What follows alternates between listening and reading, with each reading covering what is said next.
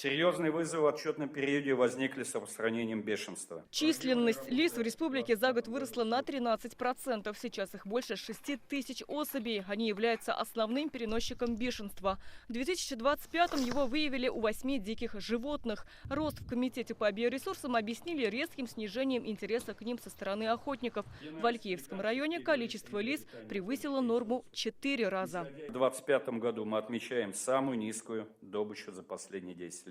Годовое снижение минус 30%. В республике лишь 9 районов, где плотность лисицы в пределах нормы. Охотников в Татарстане стало меньше. Это связано с ужесточением законодательства. Изменился закон об оружии и правила выдачи охотничьего билета. На 13% выросло и количество ДТП с участием диких животных. Зарегистрировано 257 случаев. Больше всего в Елабужском, Верхнеуслонском и Пестричинском районах. В авариях погибли 169 лосей и 67 косуль. Причины: несоблюдение водителем скоростного режима, игнорирование предупредительных знаков, а также рост численности диких животных. К сожалению, в 2025 году произошло 3 ДТП с дикими животными, приведшие к гибели водителей. Стало больше пятнистых и благородных оленей, степных сурков и зайцев-русаков. Сейчас особо охраняемые природные территории республики занимают более 460 тысяч гектаров. Показатель республики по их удельной площади поднялся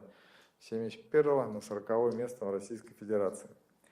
Необходимо продолжить совместную работу с Академией наук Республики Татарстан по ежегодному отслеживанию состояния природно-заповедного фонда посредством научного мониторинга. В этом году Красную книгу Татарстана впервые переиздали на 2 языках – русском и татарском. В нее занесены сведения о 645 видах редких и находящихся под угрозой исчезновения диких животных, растениях и грибах. Из нового издания исключили европейскую норку и 6 видов птиц.